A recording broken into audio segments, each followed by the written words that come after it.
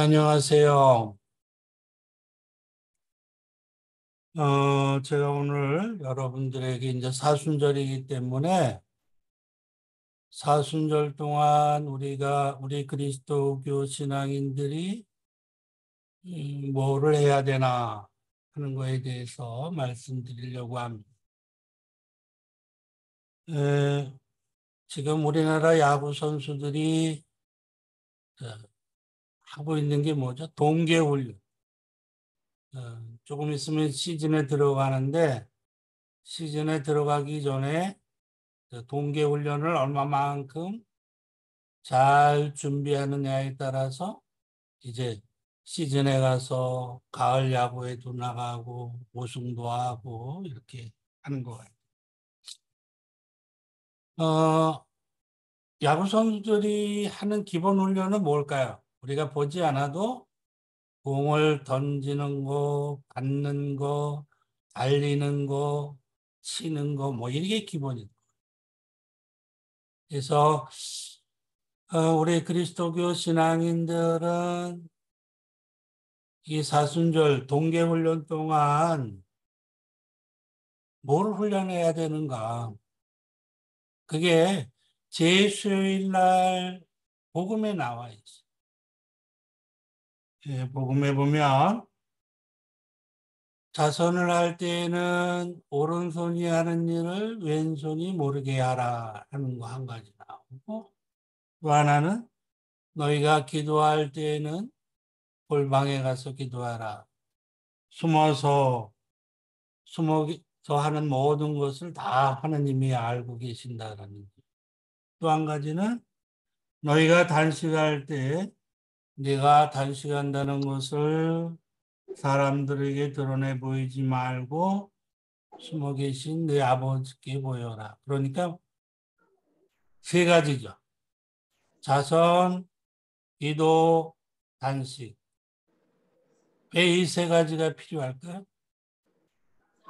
이 세 가지가 필요한 이유는 우리들의 관계가 세 가지라서, 삼중이라서. 돼지만 삼겹살이 아니고 우리들이 맺는 관계도 삼겹. 어떻게 해서 삼겹이죠? 첫째로 나와 내 이웃들, 뭐 아버지, 어머니, 형제들, 친구들, 나와 이웃과의 관계가 하나 있고, 또 하나는 나와 하느님과의 관계가 또 하나의 관계가 있고, 세 번째는 어떤 관계죠? 나와 나 자신과의 관계. 그러니까 현대 심리학에서는 이것도 굉장히 중요하게 여겨요. 그전에는 뭐 나하고 관계가 무슨 관계가 있을까 그랬는데 이 관계가 잘 이루어지지 않으면 열등의식, 무슨 정신병들 이런 것들이 막 발생하게. 그래서 이 삼중의 관계를 잘해야지만 우리가 우리의 삶을 무탈하게 잘 넘어갈 수 있다. 그러니까 이웃과 잘 지내기 위해서 필요한 우리의 훈련은 뭐냐? 자선이다. 하느님과 나의 관계가 정말 더 발전되고 좋아지기 위해서 하는 것이 바로 기도다. 그 다음에 나와 나 자신과의 관계를 잘 유지하기 위해서 필요한 것이 단식, 절제. 절제를 여러 가지 하지만 그중에서 절제를 훈련할 수 있는 가장 기본이 바로 단식이다.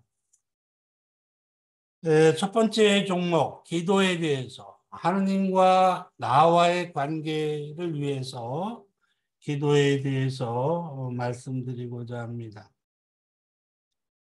기도라고 하는 것을 뭐 사람들은 여러 가지로 정의하는데 간단하게 기도는 하느님과 나와의 대화, 하느님과 나와의 만남.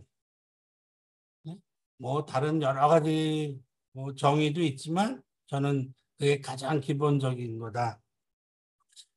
우리가 하느님하고 대화하는 이 기도는 조금 사람들과의 대화하고는 조금 다르죠?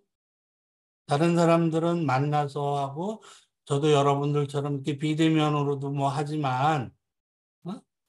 대화를 하는데, 하느님하고의 대화는 하느님은 보이지 않고, 우리만 일방적으로 대화하는 것 같은 느낌을 많이 받잖아요. 그러니까 이 기도, 하느님하고 대화라고 하는 이 기도가 그냥 벽에다 대고 뭐 하는 것 같은 느낌을 받을 때가 많다. 그런데 반대로 정말 내가 기도하는데 하느님이 나타나면 어떻게 되죠? 아마 우리 깜짝 놀랄 거예요. 그렇죠? 음.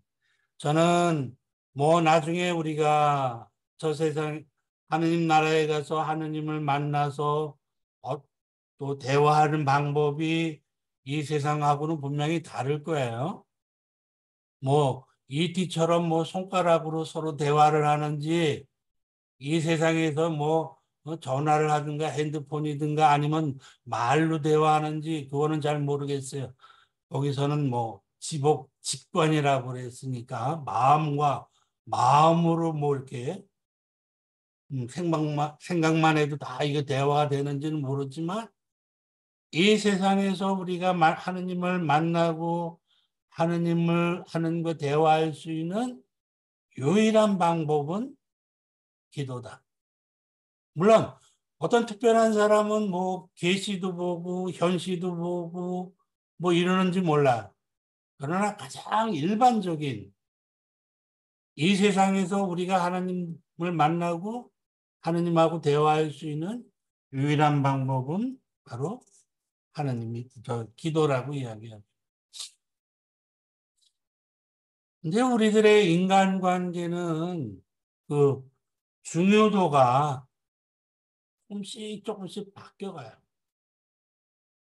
우리가 제일 처음에 태어났을 때 제일 중요한 관계가 어떤 관계죠? 엄마하고 나하고의 관계. 뭐 아기들은 엄마하고 자기하고 이게 분리됐는지도 잘 모른다고 그래요. 그래서 엄마가 없으면 무조건 울고 있으면 편안하게 느끼고. 근데 이 아이가 조금 크면은 이제 엄마 말은 안 들어요. 그렇죠? 학교 다니기 시작하면서 이제 이 아이한테 가장 중요한 건 뭐예요? 선생님이 취급. 엄마 말 안 들어. 전에 제가 서울에 있을 때 우리 신학생 하나가 부재였는데 성모의 밤 축일날 자기가 강론을 하는데 자기가 그 초등학교 다니는 시절에 학교에서 바자회를 한다고 어머니 하나밖에 없는 원피스를 가져. 엄마는 안 된다고 그랬는데 선생님이 가져오라고 그랬다. 그러니까 그 시절에는 엄마보다 선생님이 더 소중해. 근데 이 아이가 조금 더 자라면 선생님의 말을 안 들어요. 선생님은 이제 꼰대가 되고 제일 중요한 게 뭐야? 친구들. 친구를 따라서 뭐 학교도 빠지고 어디 불량 음식도 사 먹고 어디도 가고 영화관도 가고 친구가 가장 소중해. 이 학생이 조금 더 크면 이제 누가 소중해져요? 이성 친구가 소중해져요. 어? 여자아이는 남자친구, 남자아이는 여자친구가 더 소중해. 그래서 친구들끼리, 야, 오늘 이따가 우리 몇 시에 학교 끝나고 어디서 모이자 그러면, 아, 나 오늘 바빠. 집에 무슨 일 있어. 집에 무슨 일이 있긴 뭐가 있어. 그래서 여자친구 만나러 가고, 남자친구 만나러 가고, 이성이. 그렇게 지나다 보면 이제 조금 있으면 또 누가? 자기 애인이 가장 소중해지고, 그다음에 자기 부인이나 남편이 소중해지고, 그러니까 자기 부인이 남편이 소중한 것도 잠깐이죠. 내가 눈이 뼈지 너하고 결혼을 해. 뭐 이래가지고 뭐 하고는 그때부터는 누가 제일 소중하냐면 자기 아이들이 가장 소중해. 그러다가도 이 아이들이 조금 더 가고 나면 이제 아이들도 꼴도 보기 싫어요. 응? 그러다가 어느 순간에 갑자기 한 번도 내 인생에서 소중하다고 생각하지 못했던 어떤 존재가 가장 소중하게 여겨지는 순간이 온다. 언제죠? 이제와 우리 죽을 때. 찰스 대제라고 하는 분에게 평생 충성을 하던 어떤 아주 충실한 신하가 있어요. 그 신하가 어느 날 중병에 걸려서 오늘 내일. 그래서 이 황제가 그래도 나를 위해서 평생을 충성을 다했는데 그래도 내가 한번 병문안을 가봐야 되겠다. 그래서 병문안을 갔어요. 그랬더니 진짜 오늘 내일 하는 거예요. 그래서 이 찰스 대제가 그래. 당신이 평생을 나한테 충성을 했는데 그래도 내가 당신한테 소원 한 가지는 들어줘야 되지 않겠냐. 소원이 뭐냐. 내가 내 나라 절반이라도 내가 나눠줄 수 있겠다. 그랬더니 이 신하가 폐야, 저 하루만 더 살 수 있게 해주십시오. 찰스 대제가 기가 막혀가지고 아니 내가 내 나라 절반은 줄 수 있어도 내가 하느님도 아닌데 널 어떻게 해? 응? 하루를 더 살 수 있게 하냐. 그 신하는 내가 평생 누구를 위해서 충성을 해야 하는지 그 순간에 깨달았다고 합니다. 그렇죠? 자기를 하루도 더 살 수 있도록 할 수 없는 황제에게 평생을 충성을 했는데 이제 정말 내가 충성해야 할 분이 누군지를 그제서야 깨달았다. 우리도 아마 어느 순간에는 내 남편도 내 아이들도 아니고 내 손주들도 아니고 정말 중요한 분이 소중한 분이 생겨날 때가 있다. 그래서 나중에 하느님을 만나려고 뒤늦게 가서 하느님을 만나려고 그러면은 뒤늦게 안면을 틀려고 그러면 쑥스러워진다. 그렇죠? 그러니까 예수님이 평소에 기도해라. 평소에 안면을 터놔라. 그래야지 나중에 하느님을 만나도 쑥스럽지 않지 않느냐. 그래서 기도를 이야기했습니다. 뭐 여러분들 김수환 추기경님 잘 아시죠? 우리나라에서 굉장히 존경을 받았고 뭐 지난 2월 16일이 11주기였던 것 같은데 사람들이 김수환 추기경님을 좋아해요. 그래서 김수환 추기경님 만나고 같이 밥 먹고 그런데 정작 추기경님하고 식사하고 추기경님하고 같이 자라고 그러면 불편해진다. 그렇죠? 제가 밥 먹을 때도 우리 신부님들은 잘 안 와요. 불편해서. 그러면 추기경님하고 우리가 존경하는데 그 존경하는 추기경님하고 정말 기쁘고 편안하게 함께 식사하고 함께 잠잘 수 있으려면 어떻게 해야 되죠? 내가 추기경이 되든가 아니면 추기경이 안 됐으면 평소에라도 추기경님하고 오래 자주 만나든가. 그러니까 우리 김수환 추기경님을 오래 모셨던 백성호 비서신부님은 추기경님하고 막 장기도 두고 물러내라 그러고 서로 안 된다고 그러고 막 이러고 하거든요. 백성호 신부는 추기경이 아니라도 오랫동안 김수환 추기경님하고 함께 만나고 했기 때문에 그분하고 이렇게 뭐든지 편하게 할 수 있는. 자, 주경도 아니고, 그다음에 오랜 시간을 주경님하고 함께 지내지 않았는데도 주경님하고 같이 식사라고 그러면, 같이 자라고 그러면 아주 신나게 할 수 있는 족속들이 있어요. 어떤 족속들이죠? 어린아이. 어린아이들은 주경 뭐 처음 만났어도 상관없어. 그래서 주경님이 아무리 높은 분이라도 상관이 없어. 우리는 왜 하느님 나라가 어린이들의 것이다라고 하신 말씀을 우리는 충분히 이해할 수 있을 거겠죠?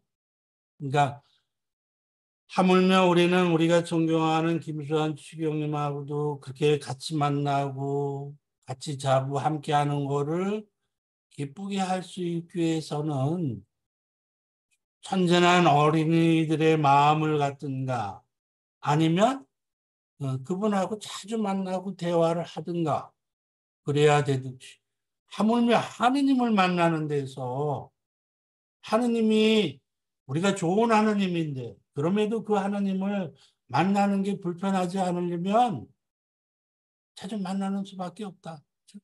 아니면 그 순전한 어린이들의 그런 마음을 갖도록 하는 수밖에 없다. 예, 이미 말씀드린 것처럼 기도는 우리가 하느님과의 대화다. 그래서 기도 시간은 하느님의 시간이라고 이야기할 수 있어요. 성 아고스티노께서는 기도는 영혼의 호흡이다.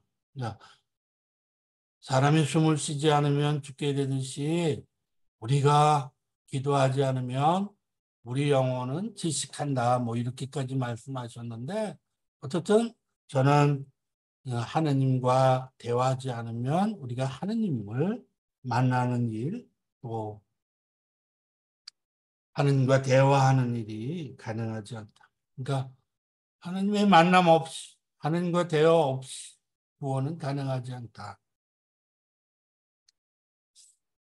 바로 그런 점에서 예수님이 우리에게 끊임없이 기도를 이렇게 권고하죠.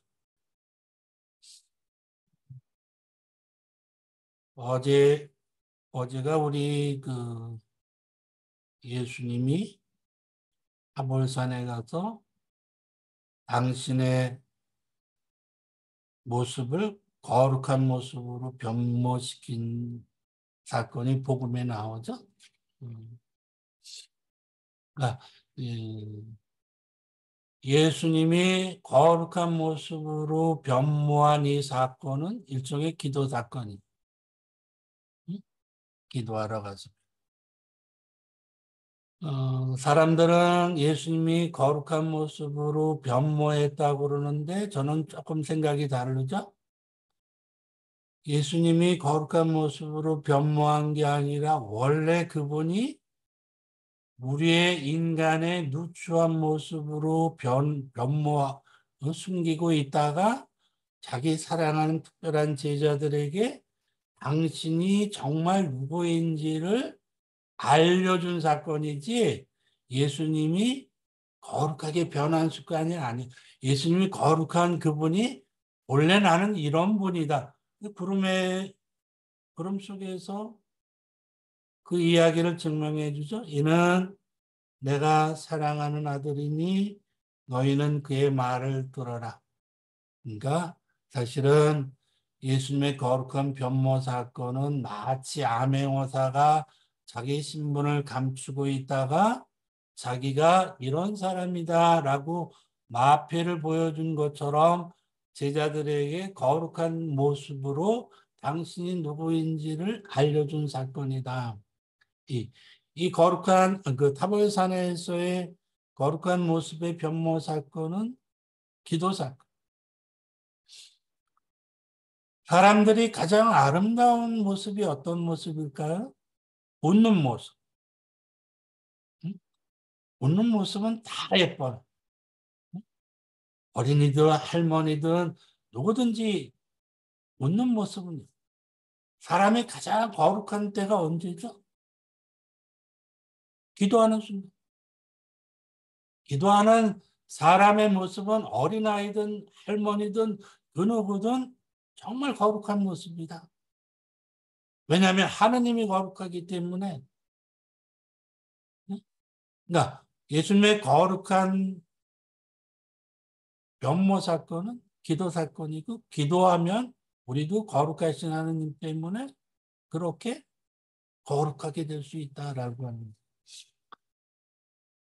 예수님이 우리한테 기도하라고 말씀하셨을 뿐만 아니라 당신이 손수 먼저 기도하셨어요. 우리가 이제 복음을 보면 예수님이 뭐 빵을 많게 하는 기적, 무리를 걷는 기적, 뭐 이런 기적 때문에 거기에 정신이 팔려가지고 예수님이 정말 이렇게 하신 기도하라고 하신 말씀, 당신이 기도하러 간 사건 이런 거를 잘 못 봐요. 그런데 복음서를 잘 여러분들이 이렇게 찾아보면 기도에 대해서 많이 말씀하셨고 당신이 정말 기도의 모범을 보여주셨다. 제가 쭉 한번 추려 보니까 예수님이 제일 먼저 우리에게 기도에 대해서 강력하게 가르쳐 준 부분이 하나가 있죠.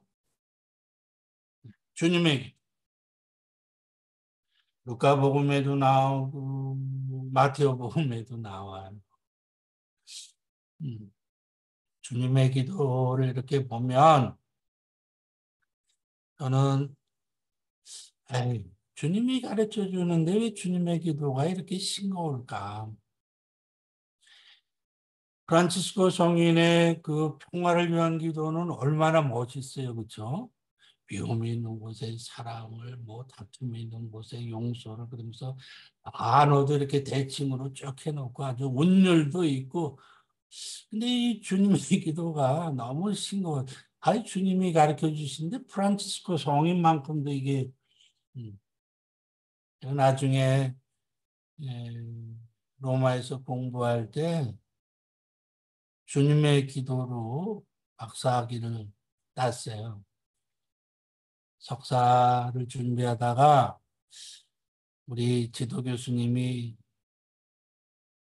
훌륭하긴 한데 나한테는 이게 잘 안 맞는 것 같아서 교수님을 바꿔야 되는데 그러면 과목을 바꿔야 되는데 이걸 어떻게 해야 되나.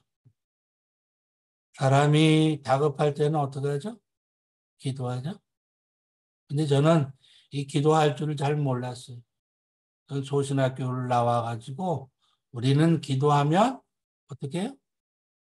그냥 주목용하고 뭐 묵주기도 하고 이게 우리 저 개신교 신자들처럼 뭐 자유기도 뭐 하늘에 감사합니다 이런 거 못하고 주님의 기도 급하니까 그냥 주님의 기도 하다가 그 나라가 임하시며 라는 그 문구가 갑자기 떠올랐어요.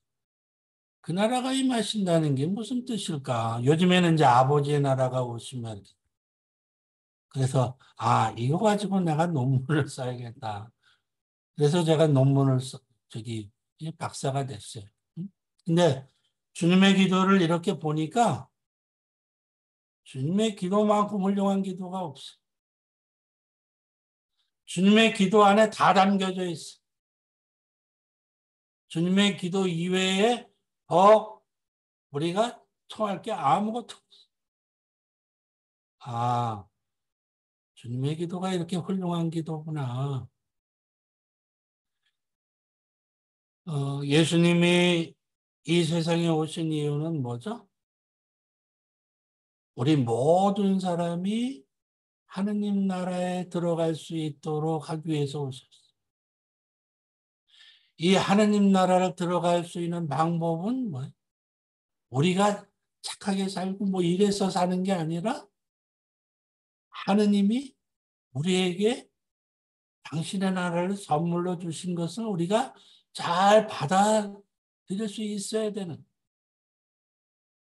음. 모르겠어요. 우리는 어릴 때 뭐 수녀님들이 교리 그렇게 가르쳐 주죠?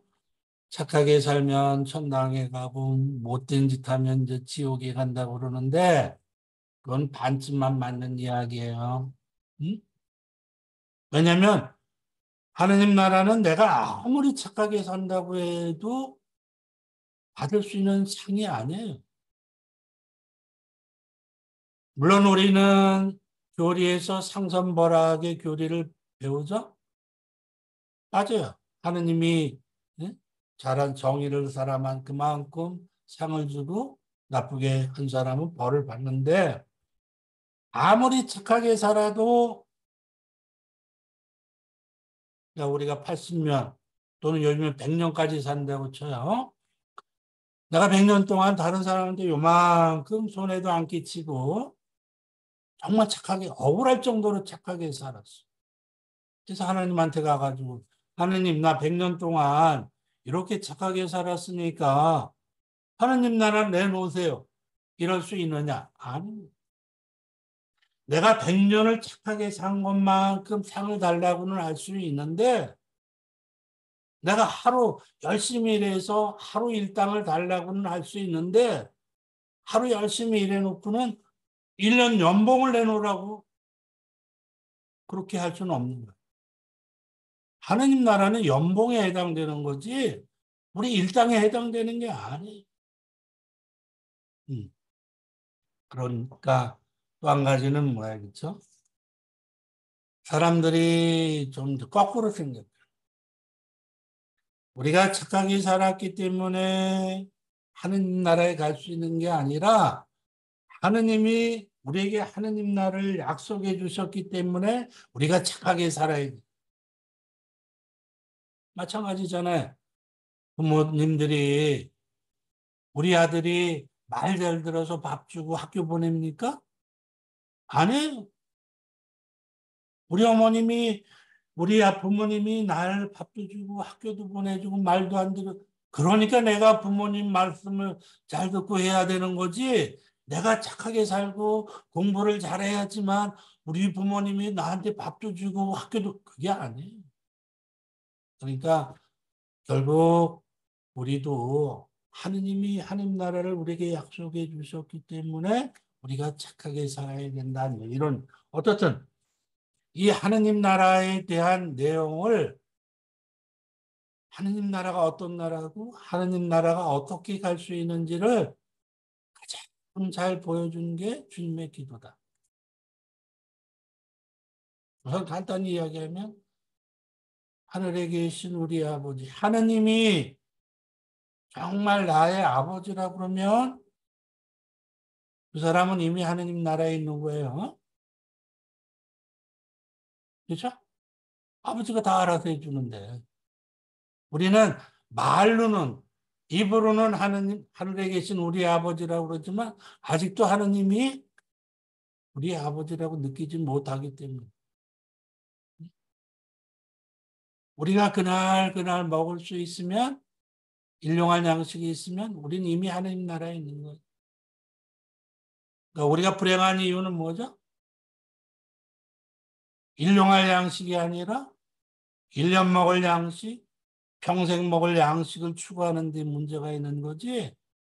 그래, 그날 우리가 먹을 수 있는. 우리 죄가 용서되면 우리는 이미 하느님 나라에 있는 거예요. 그렇죠? 우리는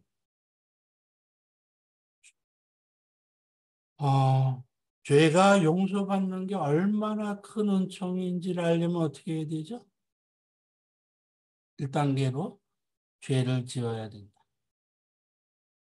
2단계로 그 죄가 얼마나 크고 무서운 건지를 알면 세 번째로 그 죄가 용서되는 것이 얼마나 큰 은총인지를 알게 된다. 우리는 이 세상을 살면서 인간이기 때문에 뭐 크고 작은 죄를 많이 져요. 근데 그 죄가 용서 안 된다고 생각해 보세요. 아마 우리는 제대로 살지 못할 거예요. 그렇죠? 그러니까 내 죄가 용서되는 것, 그것 용서받을 수 있다고 생각하면 벌써 그 자체가 하느님. 내 죄가 용서받는 것만큼 나한테 잘못한 사람을 내가 용서할 수 있다고 하면 그 사람은 이미 하느님 나라에 있는 거예요. 우리는 얼마나 이기적인지 내 죄는 용서받고 싶지만 나한테 잘못한 사람은 내가 용서하는 게 얼마나 어려운지 몰라요. 그렇죠? 그래서 그 사람이 물론 왜 그냥 내가 미워하는 거 그냥 저거 하는 게 아니죠. 내가 그 사람을 미워하게 된 동기는 뭐예요? 그 사람이 나한테 상처를 줬기 때문에 물리적이든 경제적이든 심리적이든 어떤 이유로든지 나한테 손해를 입히고 상처를 줬기 때문에 내가 그 사람을 미워하는데 그 사람을 미워하게 되면 어떤 현상이 벌어지죠? 그 사람을 미워하게 되면 그 사람한테 손해가 어떤 일이 벌어지는 게 아니라 나한테 어떤 일이 벌어져요. 밥 먹다가 미운 사람 생각하면 밥맛이 떨어지고 잠자다가 미운 사람 생각하면 잠이 안 오고 그렇죠? 예수님이 그러시는 거예요. 이 멍청아, 그 사람이 너한테 잘못했는데 어? 그러면은 잠 못 자야 되는 사람이 너냐? 그 사람이냐? 그 사람인데 왜 네가 잠 못 자냐? 소화가 안 되는 사람이 누구여야 되냐? 그 사람이냐 너냐? 그 사람이지? 근데 왜 네가 소화가 안 되냐? 너는 그 미운 사람에 대해서 미움에 대해서 자유로워야 된다. 그러니까 우리가 하느님으로부터 용서받는 그만큼 내가 나한테 잘못한 사람을 용서할 수 있을 때 그것이 얼마나 큰 은총이고 그것이 바로 하느님의 나라다. 우리가 유혹에 빠지지 않는 것. 그리고 우리가 이 지금 주변에 얼마나 많은 악들이 있는지 몰라요. 그렇죠? 언제 어디서 어떻게 닥칠지 모르는데 그 악에서 내가 보호될 수 있다는 것 자체가 우리는 이 세상 하늘에서처럼 이 땅에서 벌써 이미 하느님 나라를 체험할 수 있는 거다. 그러니까 주님의 기도야말로 하느님 나라가 어떤 나라이고 하느님 나라를 위해서 하느님 나라를 가기 위한 방법이다. 하느님이 우리에게 주시는 것이지 우리의 노력으로 갈 수 있는 게 아니에요. 네. 자, 주님의 기도에 대해서도 가르쳐 주시죠. 그 다음에 하느님 보이지 않는 것도 보시는 하느님께 기도하라고. 다른 사람들이 막 보는 데서 자랑하기 위해서 기도하고 자기가 말 잘하기 위해서 가끔 우리가 이제 신자들의 기도하면 개신교 신자들은 자유 기도를 잘하잖아요. 그렇죠? 그래서 참 부럽다는 생각도 이렇게 하다가 가만히 제가 이렇게 보니까 그런 생각이 들었어요. 저 자유기도하는 개신교 신자들의 기도를 오늘도 적었고 내일도 적고 모레도 적고 그 다음에도 적고 계속 적고 적다 보면 그 내용이 나중에 뻔할 것 같아요. 어? 그냥 우리 가정 축복해 주시고 뭐 누구 잘 되게 해 주시고 다 뻔해. 그렇죠? 사실은 우리 기도할 줄 모르는 우리를 대신해서 우리 교회는 이렇게 기도문들을 만들어서 우리에게 이렇게 가르쳐 주시고 그리고 하나님은 예수님은 무엇보다도 하나님은 우리 마음속으로 하는 어떤 기도 이런 걸 더 들어주시고 보이지 않는 것들도 보시고 우리가 마음으로 속삭이는 것도 다 들어주시는 하느님이라고 하는 것을 기뻐합니다. 또 기도하는 이유에 대해서도 박해하는 자들을 위해서 기도해라. 그 다음에 추수할 일꾼이 적으니까 추수꾼을 많이 보내달라고 기도해라. 너희들은 왜 자고 있느냐? 유혹에 빠지지 않도록 기도해라. 그러면서 기도에 관한 말씀이 엄청 많아요. 그뿐만 아니라 예수님은 당신이 직접 기도의 모습을 우리에게 모범으로 보여주셨어요. 당시에 예수님은 모든 히브리인들이 하는 것처럼 회당에 가셨다. 그 유대인들은 하루에 3번 기도하죠. 아침, 그 다음에 점심, 저녁 하루에 3번. 그러니까 예수님은 그 유다교의 전통을 따라서 아침, 점심, 저녁 늘 기도하셨다. 또 기도의 장소에 대해서도 굉장히 다양해요. 그렇죠? 기도하기 위해서 외딴 곳으로 가셨을 뿐만 아니라 또 제자들을 데리고 가기도 하고 제자들 앞에서 기도도 하고 그렇죠? 복음서에 보면 예수님이 굉장히 다양한 상황 안에서 기도하셨어요. 세례를 받으실 때 기도하시고 12 사도들 그 사도들 명단을 확정하고 발표하시면서도 기도하셨어요. 그렇죠? 그러니까 아마 인사가 가장 중요했던 것 같고 인사가 골치 아팠던 것 같아요. 이 12명의 사도들을 확정지으면서 예수님이 밤새 기도하셨다 그랬어요. 응? 그러니까 이 멍청이 같은 12명 제자들을 데리고 내가 이 사업을 어떻게 나갈까 아마 고민이 엄청 되셨던 것 같아요. 그렇죠? 그래도 예수님은 보관이 있었던 것 같아요. 나중에 보니까 저 똑똑한 사도 바오로도 영입하고 뭐 여러 가지 보관이 있었지만 어떻든 12 사도들을 뽑기 전날 밤을 새워 기도하시고 그리고 병자들을 고쳐줄 때 빵의 기적을 하기 전에 항상 하느님께 기도합니다.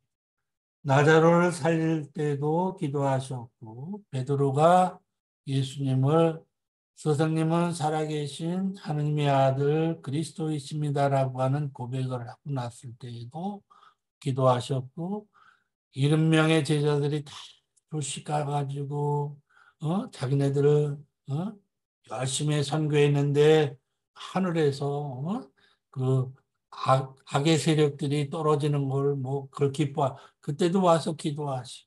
예수님이 예루살렘을 입성하신 다음에도 기도하셨고 치유 만찬 때도 기도하셨고 겟세마네 동산에서는 정말 피땀이 흐를 정도로 기도하셨고 십자가 위에서도 기도하셨어요.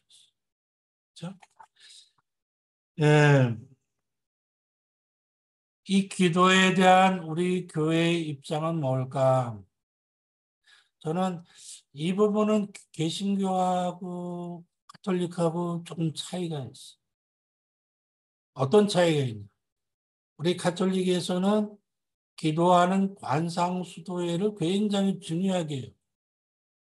갈멜이라든가 뭐 트라피스트라든가 네? 이런 수도원. 그래서 이런 관상수도원에서 하는 일은 뭐가 있죠? 별로 없어요. 일하는 거는 자기들이 먹고 살기 위한 생계를 위한 뭐 농사 땅을 가꾸거나 뭐 갈매 수님들은 제병 그거 몇 푼 되지도 않는 제병 찍어가지고 본당에 보급해서 그 수입으로 수녀원을 유지하든가 우리가 생산성이나 이런 거를 따지면은 갈매 수도원 말고 저기 파리 제과점이라든가 이런 제빵에다 갖다가 제병 만들면은 제병도 아주 잘 만들고 뭐 생산성도 많을 거예요. 그렇죠?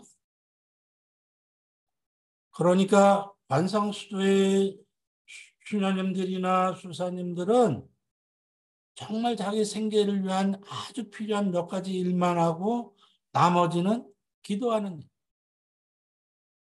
근데 우리 가톨릭 교회는 이 기도가 정말 중요하다고 생각하기 때문에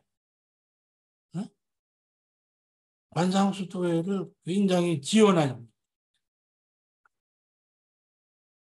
그런 대표적인 사례가 뭘까? 성녀 소아데레사의 경우가 그런 것 같아요. 성녀 소아데레사는 15살에 갈매 수도에 입회합니다. 나이가 안 돼가지고 거기 들어가기 위해서 그 아버지가 교황님도 만나고 뭐 별별 수단을 다 써가지고 그런데 그렇게 갈매 수도에 입회했는데 9년 만에 24살에 돌아가셨어요. 이 성녀 소아제레사가 한 일이 뭐가 있어요? 그냥 빨래하고 자기가 수련장이라서 수련자 가르치고 뭐 제병 만들고 그런데 우리 교회가 교황님이 성녀 소아제레사를 전교회 수호성인으로 선포를 해요. 아니 성녀 소아제레사가 언제 전교했어요? 전교한 적 없어요. 다만 프랑스 그 선교사들이 나가 있는데 영적 오빠들을 위해서 그분이 기도한 것밖에 없어요. 그런데 우리 교황님은 기도가 더 중요하다. 더 중요하죠? 옛날에 여호수아는 나가서 전쟁을 했어요. 근데 모세는 팔을 벌리고 기도했어. 모세가 팔을 내릴 때 여호수아가 졌어요. 기도할 때 여호수아가 이길 수 있었어. 예수님도 그렇죠? 그렇게 말씀하셨잖아요. 마르다야, 마르다야, 너는 많은 일에 걱정이 많고 바쁘구나. 정말 중요한 몫은 마리아. 마리아는 정말 중요한 몫을 마리아가 한 몫이 뭐예요? 예수님 발치 안에서 예수님 만나고 예수님하고 대화하는 거. 저도 가끔 이제 우리 사목방문하기 위해서 우리 본당에 가요. 본당에 가면 제가 간다고 우리 신자들이 난리가 나요. 막, 응? 주방에서 뭐 하고 뭐 그 어떤 데는 저만 멀쩡히 우두커니 앉아 있고 우리 성모회원들은 전부 음식한다고 뭐 한다고 그것도 중요한데 저하고 얘기하는 것도 제가 잘 먹기 위해서 사목방문 가는 거 아니거든요. 그죠? 그 신자들 만나고 대화하기 위해서 가는 건데 물론 저한테 잘 대접하는 것도 신자로서 중요하지만 더 중요한 거는 대화하고 그러니까 예수님이 충분히 마리아가 중요한 몫을 차지하고 있다라고 이야기할 수 있는 부분이 분명히 있다.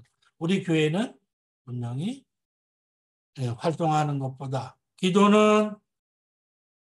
시간은 하나님의 시간이고 기도의 힘은 하느님의 힘이기 때문에 그렇다 하죠.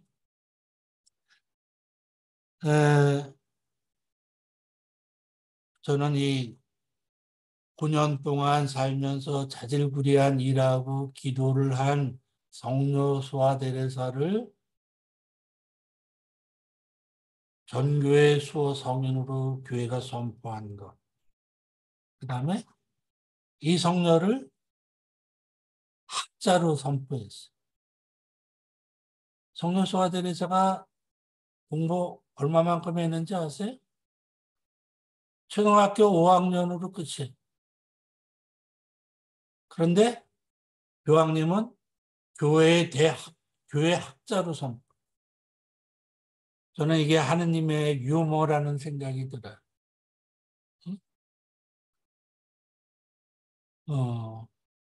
초등학교 5학년밖에 공부하지 않았는데 그 수녀님은 우리 교회 학자로 선포.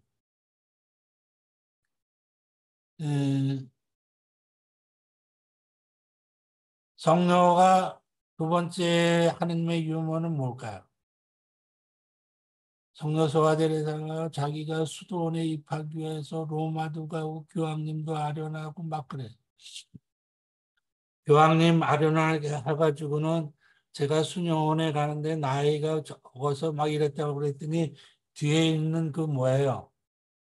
교황청에 있는 그 저기가 있어요.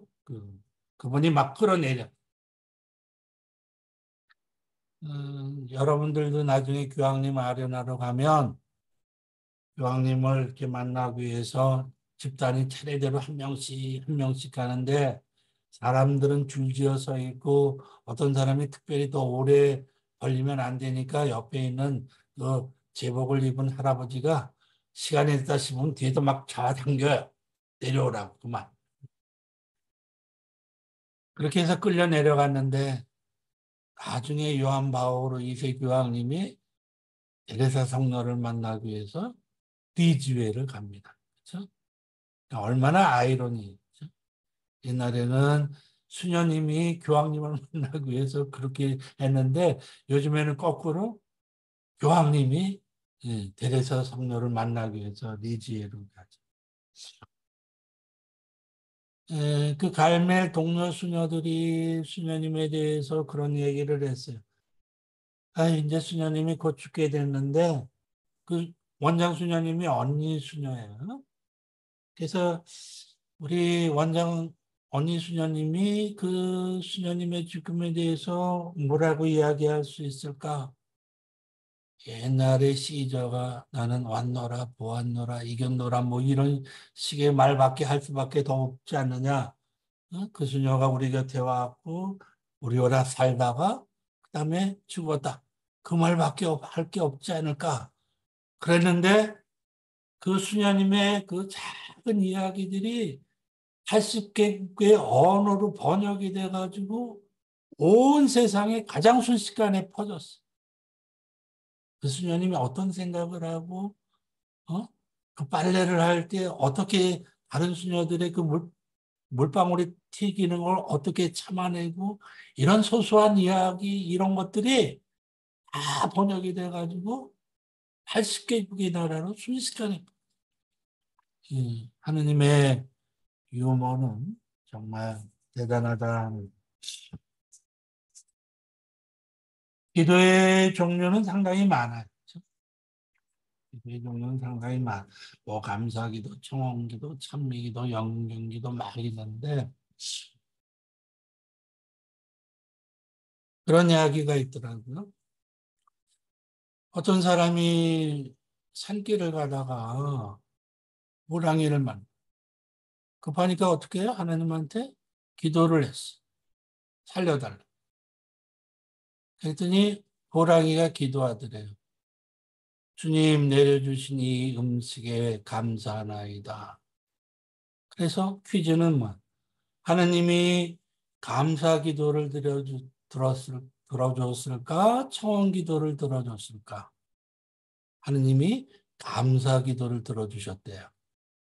근데 뭐 그거는 우리 사람들에게 감사하라고 하는 것을 사람들에게 가르쳐 주기 위한 건데 정말 하느님은 감사 기도를 더 좋아하는지 청원 기도를 더 좋아하는지 저는 잘 모르겠어요.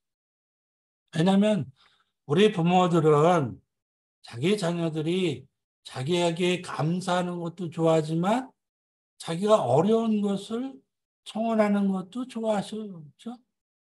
네.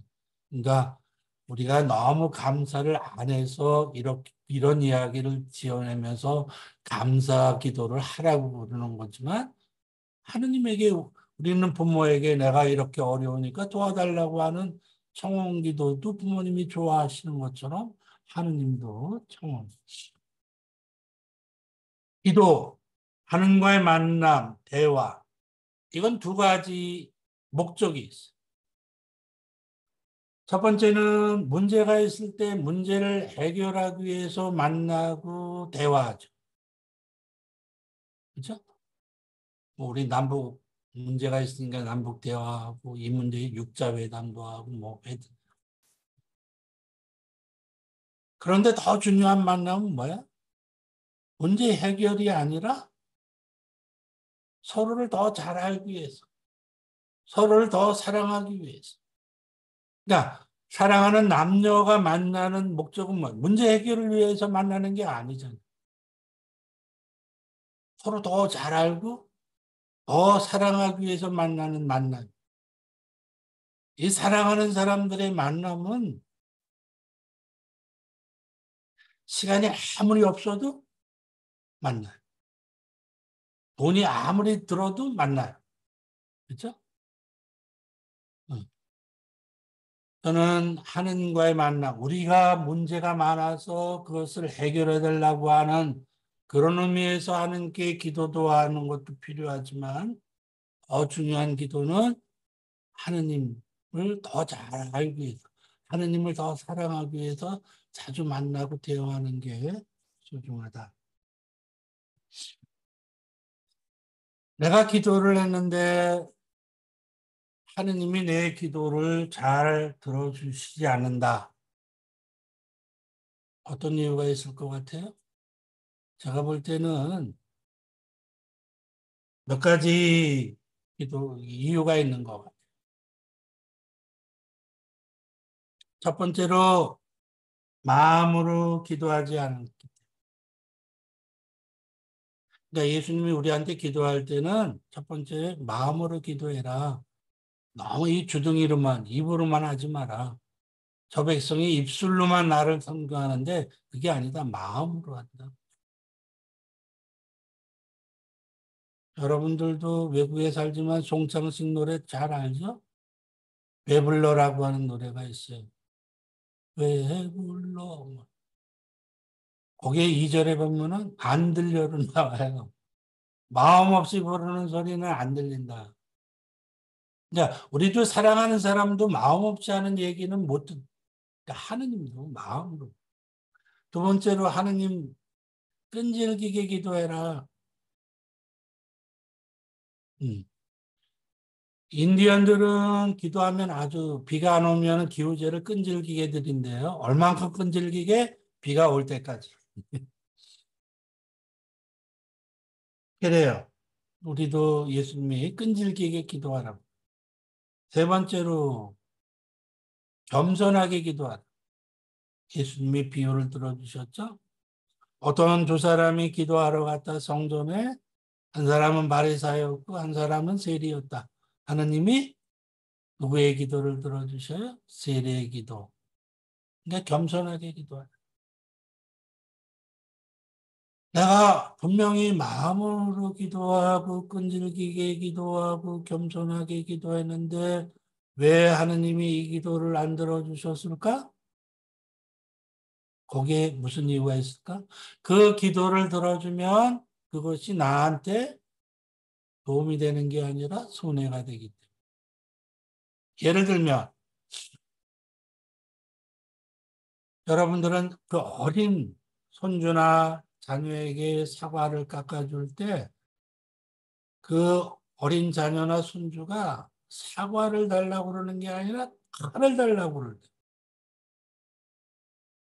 그러면 아무리 손주가 귀엽고 자식이 사랑스러워도 그거를 줄 부모나 할머니는 없어. 아주 못된 그 계모는 줄 줄 몰라요. 다치라고. 그러나 사랑하는 자녀일수록 안 된다. 하느님은 그것이 나한테 손해가 되지 않게. 아니 분명히 나한테 이게 손해가 되는 게 아닌데 그런데도 안 들어주신다고 하면 어떤 이유가 있을까요? 어떤 세 사람이 기도하러 갔는데 어떤 세 사람이 마을에 사는데 어느 날 문둥병이에요. 이 세 사람이 저 외딴 마을 외딴 곳에 가서 살면서 하느님께 문둥병을 고쳐달라고 기도해. 한 사흘 열심히 기도하니까 그 냉담자 구조수송공이 문둥병을 낳아서 고향 집으로 돌아갔어. 한 일주일 열심히 기도하니까 그 착한 농부가 문둥병이 나와서 마을로 돌아갔어. 그런데 3년이 지났는데도 그 성인 사제라고 하는 분은 문둥병이 안 나왔어. 그래서 집에 돌아간 그 농부가 아주 일만 끝나고 나면 그 생각에 사로잡혔어. 왜 하나님께서는 저 냉담자 저 구조수성공 저 녀석 하느님이 사흘 만에 기도를 들어주셨을까? 왜 나는 일주일 만에 들어주시? 왜 저 성인사제는 아직도 3년이 지났는데도 아직 기도를 안 들어주실까? 그러던 어느 날 하느님이 나타나셔. 그래서 물었더니 하느님이 야, 쟤 내가 사흘 만에 기도 저기 들어주지 않으면 그냥 영영 냉담하겠더라. 그래서 내가 얼른 들어줘. 야, 너는 한 일주일 버틸만 해서 내가 일주일 만에 응? 너는 고쳐줬고 저 성인사제는 내가 고쳐주든 안 고쳐주든 한결같아서 지금 그래도 고쳐줄까 말까 생각 중에 그 농부는 자기가 아직도 문둥병자가 아니라고 하는 것을 서운해했다는 이야기입니다. 그러니까 여러분들이 마음을 다하기도 하고 끈질기게 기도하고 겸손하게 기도하고 그리고 분명히 이렇게 저렇게 따져도 나한테 손해가 되지 않는데도 하느님이 내 기도를 들어주시지 않았다? 그러면 그 이유는 여러분들이 기도를 안 들어줘도 냉담하지 않을 거를 알고 있기 때문에 안 해주는 거죠. 그러니까 다음에는 이 기도를 꼭 들어주셔야 된다. 그렇게 생각하면 어떻게 해야 돼요? 마음을 다해서 기도하고 끈질기게 기도하고 겸손하게 기도하고 다 따져보고 그리고 냉담하겠다고 협박하면 하나님이 3일 만에 들어주실 거다. 기도에 대해서 한 가지 더. 기도의 효과에 대해서. 기도가 어떤 효과가 있을까? 제가 소신학교 때 우리 어머니한테 제가 지금 강원도에서 살고 있는데 우리 어머님이 그 옛날에 강원도 산골에 어느 교회에 어느 전도사가 갔는데 거기에 너무 가난해가지고 도대체 이 전도사의 생활비가 안 나오는 어느 그 젊은 신자 하나가 보다 안 돼가지고 하나님께 가서 날마다 기도했어요.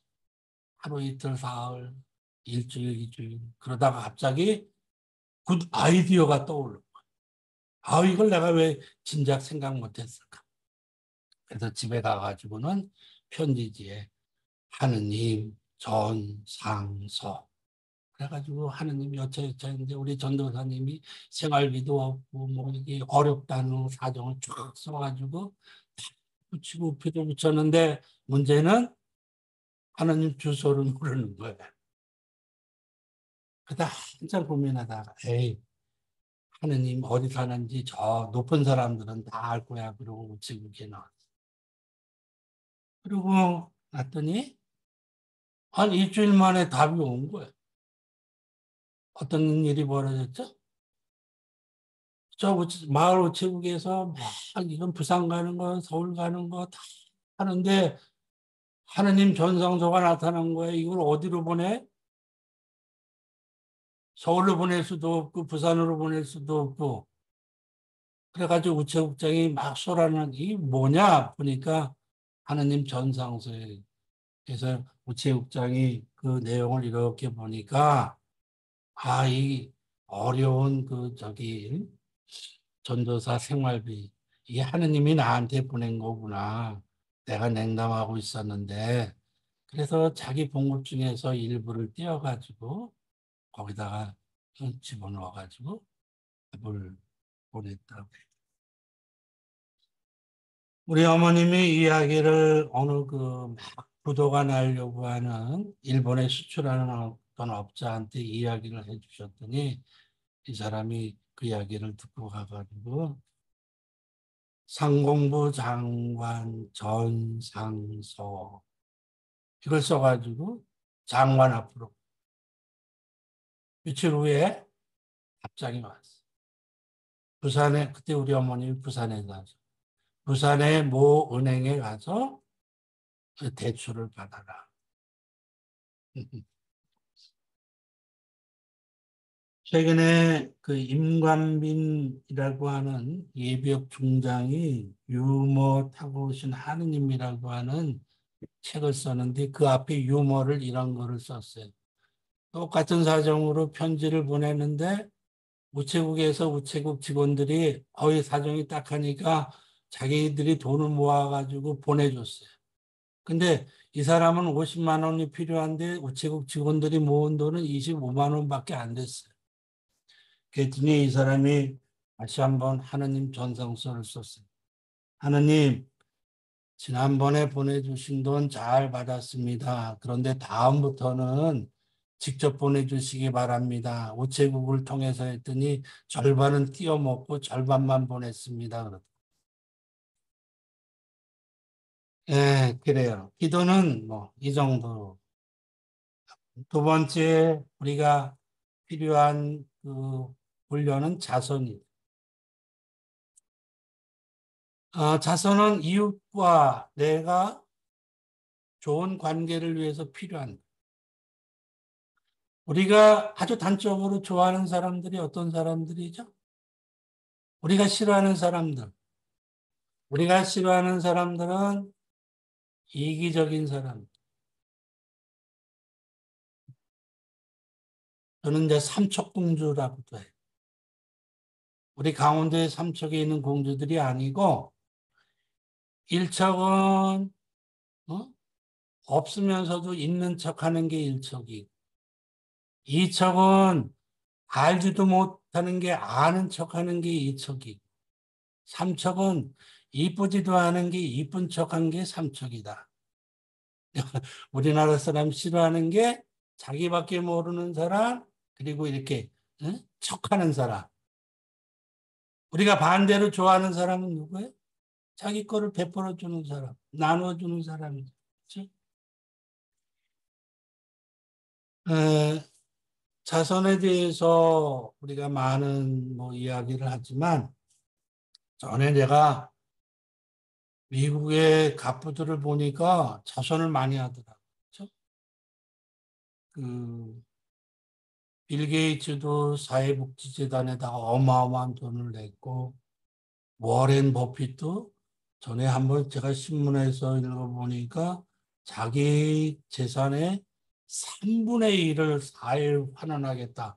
그래서 그 당시에 그 워렌 버핏의 자산 3분의 1을 이렇게 계산해 보니까 거의 37조 원이 돼.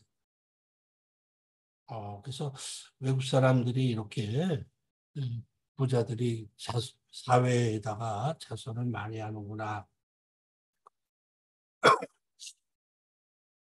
우리 가톨릭 평화신문에 계속 이렇게 짤막한 시를 쓰는 김요한이라고 하는, 김용의 요한이라고 하는 시인이 그 전에 지었던 책에 이런 시를 썼어. 많은 재산과 권력과 명예를 가진 사람이 죽게 되었습니다. 천사가 그의 영혼에게 말했습니다. 이제 저승으로 갑니다. 갖고 가고 싶은 것이 있으면 말씀하십시오. 그러자 그가 대뜸 말했습니다. 돈을 좀 가져가겠습니다. 그랬더니 천사가 그건 안 됩니다. 그러면 권력을 좀 가져가겠습니다. 그것도 안 된다고 하자. 그러면 예쁜 여자라도 데려가게 해주십시오. 그것도 안 됩니다. 그러면 내 몸에 있는 이 보석이라도 좀 가져가면 안 됩니다. 그것도 안 된다. 그러니까 화가 나가지고. 그럼 도대체 날 보고 뭘 가져가라고 그러는 거예요. 그랬더니 천사가 세상에 있을 때 남에게 베푼 것은 다 가져갈 수 있습니다. 제가 이 김요한의 시를 읽으면서 야, 워렌 버핏이나 이런 빌 게이츠나 미국의 이 사람들은 자기 재산을 하늘나라로 빼돌리는 방법을 너무나 잘 알고 있구나. 근데 우리나라 사람들은 그거를 잘 못하는구나. 이런 생각을 좀 했어요. 저는 자선 중에서 가장 큰 자선이 뭘까? 저는 그것을 희생이라고 생각합니다. 제가 신학교 교수로 있을 때 우리 김수환 추경님이 어느 날 일본에 가서 30일 피정을 하고 돌아와 가지고는 우리 신학교에 와서 미사를 하시면서 우리 신학생들한테 강론을 하시면서 여러분들 중에는 그러니까 세상에서 가장 긴 여행이 어떤 여행이라고 생각하느냐고 질문을 던지시고는 당신이 답을 하셨어요. 자기 생각할 때는 이 머리에서 가슴까지가 가장 긴 여행인 것 같다. 내가 저 사람이 불쌍한 사람인지라는 거는 알고 있는데 이 가슴으로 이 느끼는 게 빨리 되지 않는다. 그날 저녁에 이제 우리 교수 신부님들이 이렇게 저녁에 산책을 하면서 오늘 추기경님이 강론하신 그 말씀을 가지고 이렇게 이야기를 나누다가 그 당시에 우리 최기섭 학정 신부님이 추기경님은 머리에서 가슴까지가 가장 긴 여행이라고 했는데 내 생각에는 이 가슴에서 손까지가 더 긴 여행인 것 같다. 응? 내가 저 사람이 불쌍한 사람인 줄 아는데 내 손이 주머니에 지갑을 넣어서 이 가는 게 응? 더 긴 여행이지 않을까. 그거는 많고 적은 거를 따지는 게 아니죠. 그렇죠? 워렌 버핏이 자선을 베풀었는데 그건 3분의 2에 해당해요. 예수님은 동전 조입 한 3, 4천 원 됩니까? 그거를 집어넣은 그 할머니 보고 이 과부는 자기의 모든 것을 다 바쳤다. 다른 누구보다도 더 많은 걸 했다. 그러니까 액수가 중요한 게 아니라 마음이 중요해요. 에, 저는 오래전에 희생이라고 하는 영화를 봤어요. 아주 감명 깊게 봤어요. 그 구소련의 타르코프스키라고 하는 안드레이 타르코프스키라고 하는 그 감독이 만든 영화. 이 영화 감독이 자기가 영화 감독으로서 이렇게 살다가 마지막에 그래도 세상 사람들에게 내가 뭔가 메시지를 남겨야 되겠다. 그래서 만든 영화가 희생이라고 하는 영화인데 정말 재미가 없어요. 어느 미학 교수가 이제 은퇴를 하고 자기 고향에 와서 생일을 맞이해. 그 생일날 뭐 선물도 막 그러는데 그 교수에게 말 못하는 어린 아들이 하나 있어. 그래서 뭐 나무에 물을 주고 뭐 이런 장면으로부터 시작하는데 갑자기 이 3차 세계대전이 일어난다는 소식을 듣게 됩니다.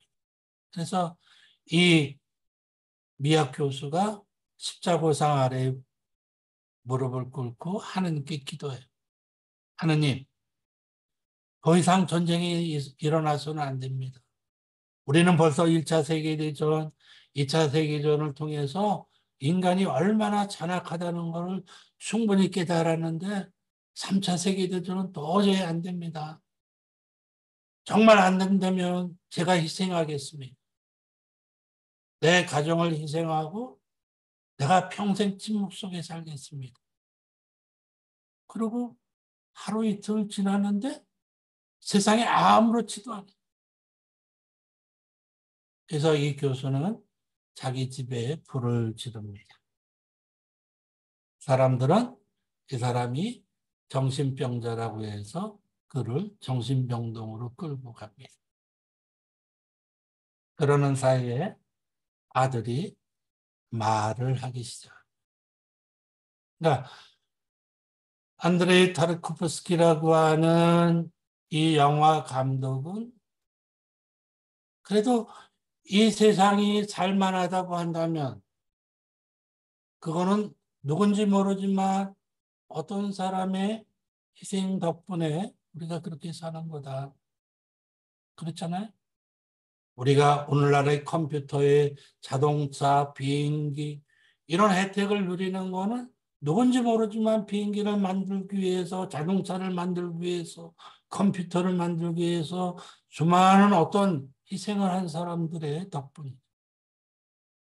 반대로 우리가 어떤 고통을 겪게 되는 거, 이 공해 문제, 또 다른 어떤 이런 문제, 다른 사람이 잘못한 것으로 말미암아 우리가 고통을 겪기도 하지만 다른 사람, 누군가 모르는 사람들의 희생 덕분에 그래도 오늘날 우리가 이렇게 살아갈 수 있고 혜택을 받을 수 있는 거다.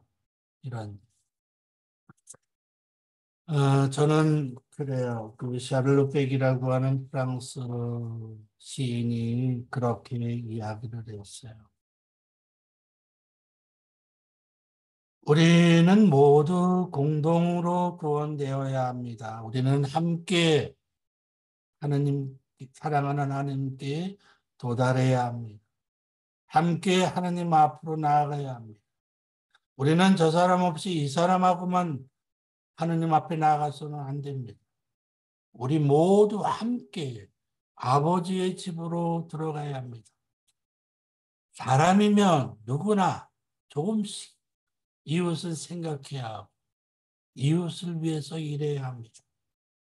다른 사람 없이 우리들만 하느님께 나아간다면 다른 사람 없이 우리 홀로 집을 찾아 들어온다면 그분이 우리를 어떻게 생각하시겠습니까? 이 세상은 홀로 사는 게 아니라 더불어 살아가는, 함께 살아가는 사람.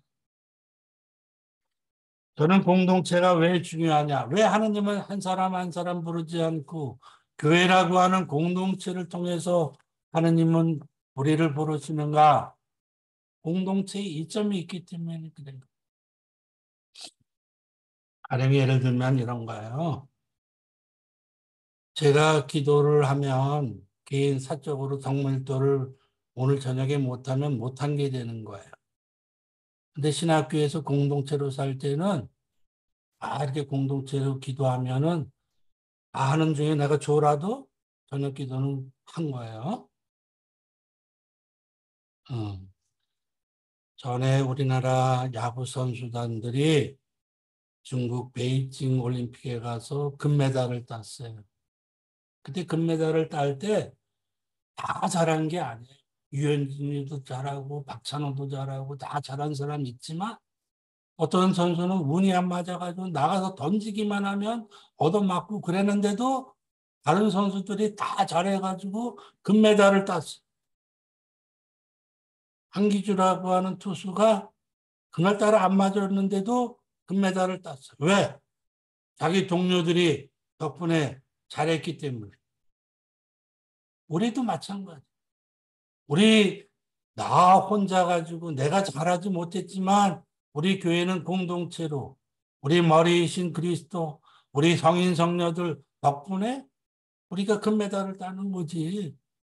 내가 비록 조금 못한다 하더라도 이게 공동체의 힘이다.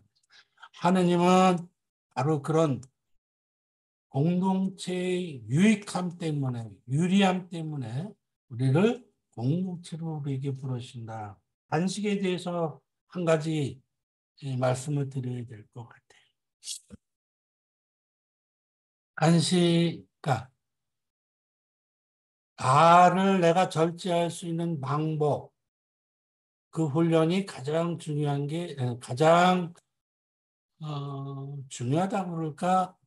어, 그 기초라고 할 게 이제 단식이죠. 왜냐하면 인간에게는 무슨 식욕, 성욕, 명예욕이 가장 강한 욕망이 뭐죠? 식욕이에요. 응? 뭐 성욕은 나이에 따라서 뭐 1년도 가고 명예욕은 뭐 저 4년마다 떨어져도 저 4년 기다리더라고요. 상관. 식욕은 하루 이틀만 굶어도 이걸 견뎌낼 수가 없다. 응.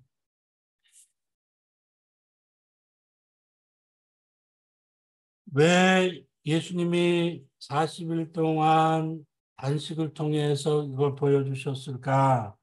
자기 자신을 컨트롤할 수 있는 가장 방법은 단식으로부터 가능하다고 보는. 내가 먹는 것을 절제하지 못하면 그 나머지 다른 욕망도 내가 컨트롤할 수가 없다. 무슨 이야기냐?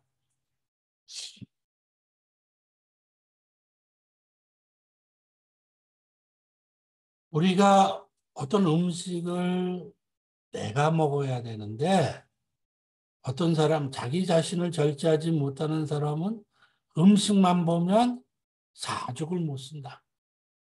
개걸스럽다. 그렇죠?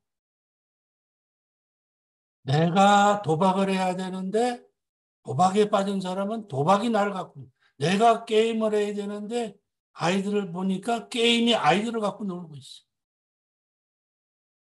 내가 술을 마셔야 되는데 술을 마시다 보니까 술이 나를 마셔. 그러니까 내가 음식을 먹고 내가 술을 마시고 내가 게임을 할 수 있어야 되는데 반대로 음식이 나를 사족을 못 쓰게 만들고 도박이 나를 가지고 놀게 하고 술이 나를 마셔버리면 안 된다. 그거를 위해서 네가 저는 우리들의 삶은 물 반 컵의 상황하고 비슷하다고 생각해요. 어떤 사람도 이 세상에서 완전히 100% 만족하는 사람은 없어요. 그렇죠? 한 2%가 항상 부족하죠? 아, 우리 집안에 다 좋은데 우리 아빠만 이 도박만 안 했으면. 아, 우리 집안은 다 좋은데 우리 딸아이가 건강만 했으면. 우리 집은 다 좋은데 우리 아들이 조금 공부만 좀 했으면. 2%가